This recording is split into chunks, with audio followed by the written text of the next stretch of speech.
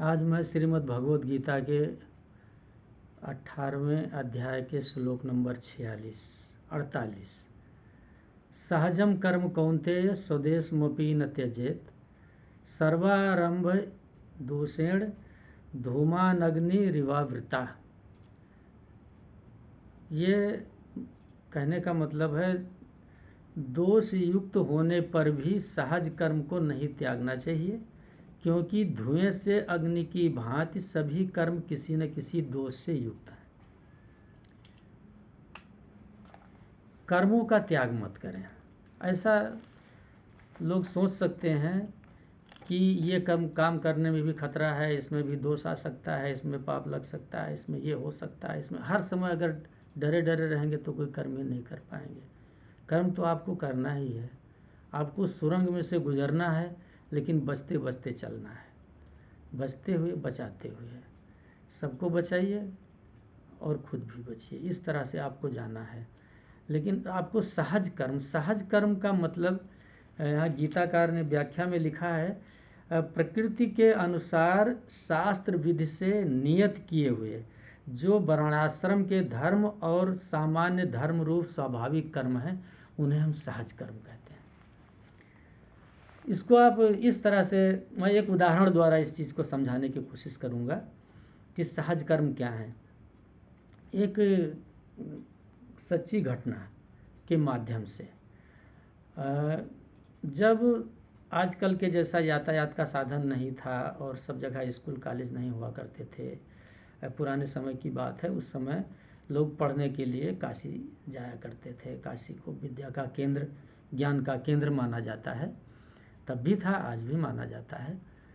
तो अब ब्राह्मण लोग ज़्यादातर अपना सामान वामान बांध करके बिस्तरा उस्तरा लेकर के चल देते थे और जा कई दिन की यात्रा, महीनों की यात्रा करते हुए काशी जाते थे। फिर वहाँ रह करके गुरुओं के आश्रम में, फिर वहाँ से पढ़ के 2-4 वर्ष 10 वर्ष पढ़ करके फिर वापस अपने घर आते थे।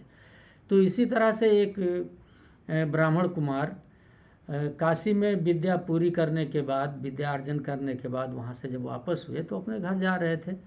तो रास्ते में कहीं किसी तालाब के किनारे बगीचा लगा हुआ था, तो इनको नहाने का, स्नान ध्यान करने का समय आ गया था। तो गए वहाँ पर, अपना सामान रख दिए बगीचे में और तालाब में उतरे, नहाने लगे।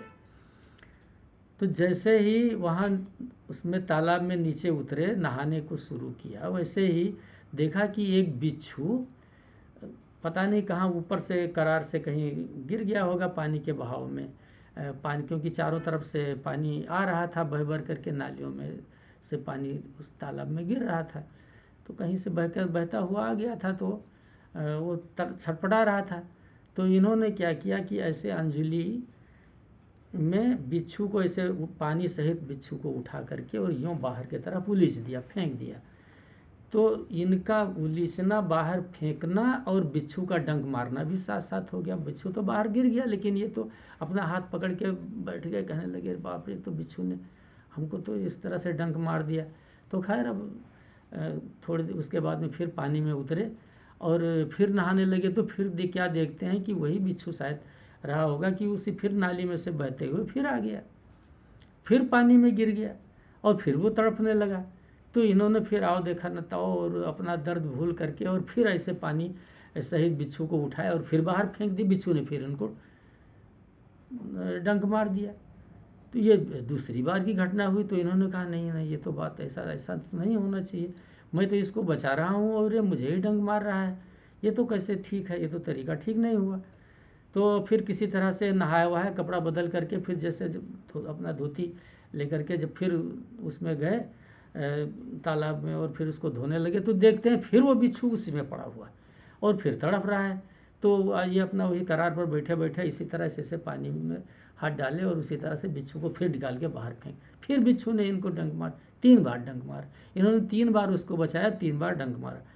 तो इनके समझ में नहीं आया। ये तो कहने लगे वो मैंने तो शास्त्र में तो मैंने ये पढ़ा है कि अगर हम किसी की भलाई करेंगे, किसी के लिए अच्छा काम करेंगे तो नतीजे में हमको अच्छा ही फल मिलेगा। और लेकिन यहाँ तो उल्टा दिखाई दिया कि मैं जिसकी जान बचाता हूँ वही मुझको डंक मारता है, ये तो बहुत गलत हो गया। तो क्या शास्त्र गलत है या गुरु की शिक्षा में कुछ मैं ही नहीं समझ पाया?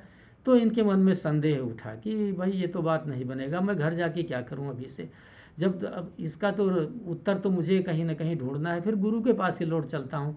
नहीं तो अब अधूरा ज्ञान लेकर के मैं घर वापस जाऊंगा, कहीं कोई प्रश्न कर देगा तो मैं क्या करूंगा। तो ये अपना फिर वहीं से वापस चल दिए, फिर ये काशी पहुँचे। फिर गुरु के आश्रम में गए, गुरुजी ने पूछा क्यों भाई, तुम तो यहाँ से दीक्षांत हो गया था, तुम अपना चले गए थे, फिर वापस क्यों आए? तो ये कहे कि गुरुजी एक संदेह पैदा हो गया, मुझको लगता है मेरी शिक्षा में कुछ कमी रह गई है। तो पूछे क्या हाल है, तो इन्होंने बताया, कहा कि ऐसा ऐसा हुआ गुरु, अब मैं जिसको बचाता हूँ वही मुझे डंक मारता है। बताइए, तो ये परोपकार का फल तो ये तो मीठा होना चाहिए, लेकिन ये परोपकार का फल तो मुझे विष मिल रहा है, तो ऐसा कैसे हो सकता है? तो गुरु हंसने लगे, कहने लगे कि ठीक है, तुम्हारा संदेह जो है जगह वो बहुत अच्छी बात है, संदेह करना भी चाहिए, अगर प्रश्न मन में आ जाए तो उसका उत्तर ढूंढना चाहिए। तो देखो, तुमको ये बात समझना है कि बिच्छू एक प्राणी है, एक जीव है, उसमें चेतना नहीं है, लेकिन तब भी अल्प चेतना है केवल, तब भी वो अपने स्वाभाविक गुण को, स्वाभाविक कर्म को, जो उसके सहज काम है उसको नहीं छोड़ता है।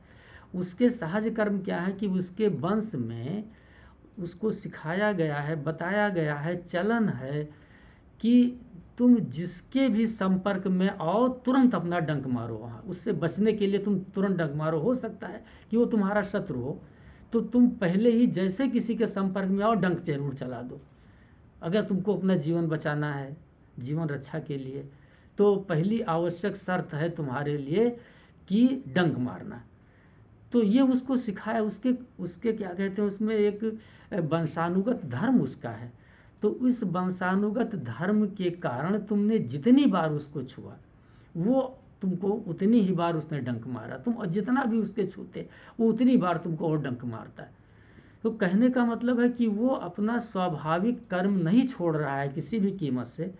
और तुम आदमी हो, तुम तो मनुष्य हो, तो मनुष्य का स्वाभाविक कर्म क्या है? मनुष्य का स्वाभाविक कर्म और पशु का स्वाभाविक कर्म और कीट पतंगा सब उसका स्वाभाविक कर्म, एक शेर का स्वाभाविक कर्म, एक सर्प का स्वाभाविक कर्म और एक मनुष्य का स्वाभाविक कर्म, ये तो सब एक ही तो नहीं हो सकता है। सबके अलग अलग गुण कर्म धर्म है, सब अलग अलग है ना। तो तुमको अपने स्वाभाविक कर्म को, तुमको तुम्हारा मनुष्य का स्वभाव क्या है उसको याद रखना चाहिए।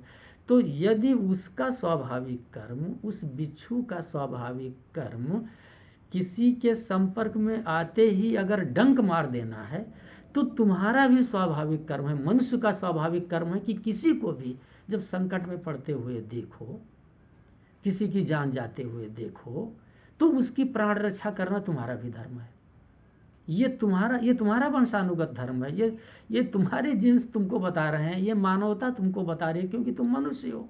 तो मनुष्यता में तो ये आता है कि परोपकार धर्म है, परोपकार कर्म है, परोपकार ही करना है तुमको, चाहे जो कुछ हो जाए उसका रिजल्ट तो तुम प्राणी ऐसे उसके जैसे प्राणी तो नहीं हो, तुम बिच्छू प्राणी तो नहीं हो, तुम शेर तो नहीं हो, तुम सर्प तो नहीं हो, तुम गाय भैंस जानवर भेड़ा सुंगुर तो नहीं हो, तुम तो आदमी हो। तो तुमको तुम्हारे अपने कर्म अलग हैं, आदमियों के, मनुष्य के कर्म अलग हैं। तुम्हारे जो सहज कर्म हैं, तुम्हारे जो सहज गुण हैं, तुम्हारी अंतरात्मा से जो चीज़ प्रस्फुटित होते हैं, उन कर्मों को तुमको करना है। और तुम्हारी अंतरात्मा से मनुष्यता का धर्म या कर्म क्या हो जाता है कि किसी को भी अगर संकट में देखो उसकी रक्षा जरूर करो, उसकी रक्षा तुमको करना है। तो इस तरह से जो तुमने अपना कर्म का निर्वाह किया, सहज कर्म का, वो तुमने ठीक किया। उसने जो अपना कर्म का निर्वाह किया उसने भी ठीक किया। उसको तुम कैसे समझा सकते हो, उसको तुम कैसे रोक सकते हो, उसका तुम सहज कर्म कैसे छुड़ा सकते हो? उसका वो तो कर्म ही उसका सहज धर्म है, तो उसको तुम बदल नहीं सकते हो, उसकी मानसिकता बदल नहीं सकते हो, उसका चरित्र बदल नहीं सकते हो। तो तुम उसके चरित्र को बदलने के चक्कर में अपना चरित्र क्यों छोड़ो? तो अगर एक प्राणी अपना कर्म नहीं छोड़ता है, तो तुम मनुष्य होकर के अपना कर्म कैसे छोड़ सकते हो? तुमको तो नहीं छोड़ना है। तुमको भी अपना कर्म नहीं छोड़ना है। वो अपना कर्म करता रहे, तुम अपना कर्म करते रहो। तुमको तो उस प्राणी से शिक्षा लेनी चाहिए कि वो प्राणी एक ऐसा प्राणी जिसमें चेतना सूक्ष्म रूप में केवल है, ज़्यादा उसके पास न बुद्धि है न ज्ञान है, लेकिन तुम्हारे पास तो बुद्धि भी है, ज्ञान भी है। तो तुम ऐसे प्राणी होने के बावजूद अगर तुम पशुत्व व्यवहार अपना लेते हो, पशुत्व व्यवहार को स्वीकार कर लेते हो कि पशु ऐसा करता है तो मैं क्यों ना ऐसा करूं, अगर ये पशु ने हमको डंक मारा तो मैं इसको क्यों बचाने जाऊं, ये तो तुम उससे तुम अपनी तुलना क्यों करते हो। उसकी बुद्धि, उसका सहज स्वभाव से तुम अपने सहज स्वभाव की तुलना क्यों करते हो। तुम्हारा सहज स्वभाव कुछ दूसरा है, उसका सहज स्वभाव कुछ दूसरा है, सबका अलग अलग है। तो इस तरह से तुमको मनुष्य के सहज स्वभाव का पालन करना चाहिए। जो तुम्हारे गुण धर्म और कर्म जो कहते हैं, जो तुम्हारे हृदय की व्याख्या जो कहती है, तुम्हारा हृदय जो बोलता है, वो तुम्हारे सहज कर्म है। उन सहज कर्मों को तुमको करना ही है। क्योंकि यहाँ बताते हैं, जो श्लोक मैंने अभी बताया कि इसमें तो बताते हैं कि किसी भी अग्नि में, अग्नि जब जलेगी तो धुआं तो निकलेगा ही, धुआं तो होना स्वाभाविक है। तो जब प्रत्येक अग्नि में से धुआं निकलता ही है, तो तुम्हारे कर्मों में भी हो सकता है कि कुछ इधर कुछ इधर, इधर कुछ इधर, ऐसा ऐसा दिखाई पड़े, ऐसा ऐसा लगे, लेकिन तुमको अपने कर्म तो नहीं छोड़ना है। अग्नि क्या अपना जलने का गुण धर्म भूल जाती है। वो अग्नि ये थोड़ा सोचती है कि अभी जो मैं जलूंगी तो धुआं निकलेगा, तो कालिख लगेगी, तो अग्नि तो ऐसा नहीं सोचती है। उसका अपना गुण है जलना, वो जलती है, और उसमें से जो धुआं निकलना है वो तो उसका दूसरा चीज, उसका दूसरा चीज है। तो उसके गुण धर्मों की परिणति में वो धुआं निकलता है, तो निकलने दीजिए उस धुआं को, उससे आपको क्या लेना देना है। आपको तो अपने गुण धर्मों को देखना है कि आपको करना क्या है। बस आप अपने गुण धर्म को पहचानिए, अपने गुण धर्म को करिए, उसका रिजल्ट जो कुछ भी होता है होने दीजिए। धन्यवाद, नमस्कार।